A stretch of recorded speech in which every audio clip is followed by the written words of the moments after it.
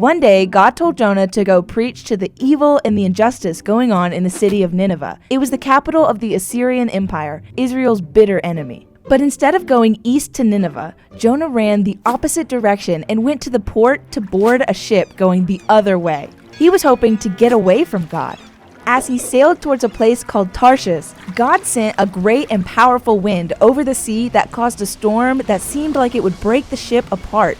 Jonah was sound asleep as the sailors feared for their lives and tried to figure out why this was happening. They finally discovered the person behind it all. It was Jonah's fault. So they asked Jonah to explain himself, and he comes to the conclusion that the only way to stop the storm is if the sailors throw him overboard. But even as the sailors threw him overboard, they felt bad, and they asked God for forgiveness. The storm stopped at once. The sailors were amazed at God's power, and unlike Jonah, they worshipped God and vowed to serve him.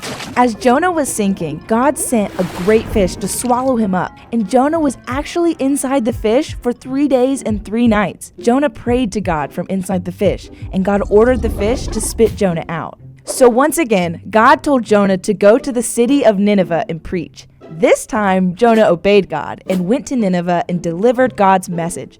The people of Nineveh repented for the bad things they had done and turned to God. God forgave the Ninevites and didn't bring any destruction to the city.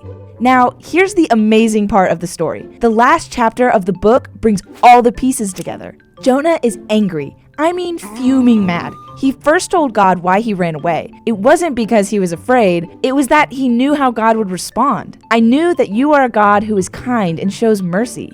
I knew you would rather forgive the Ninevites than punish them. That's right. He was mad that God saved them. They were Israel's enemies. They deserved to be punished. He was so frustrated that he told God he would rather die than see his enemies happy. Fortunately for Jonah, God didn't get rid of them. He simply asked, "Is it right for you to be angry?" He ignored the question and went outside the city wall to camp at a nearby hill. What happens next is kind of odd.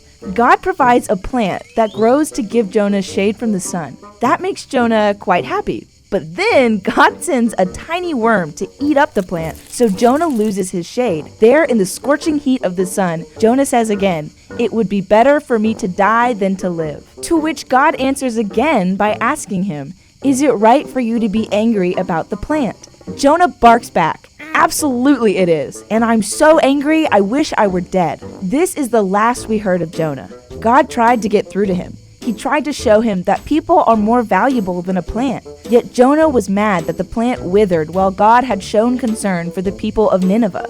And that's how the book ends. Here we see how loving and how compassionate God really is by forgiving a people that may have deserved his punishment. On the other hand, we see a hypocritical Jonah who was selfish and mostly disobeyed God. What this story is trying to do is ask those questions directly to you. Are you okay that God loves your enemy? Are you okay that God does things that may not always make sense to you? Will you obey and trust God's plan anyway?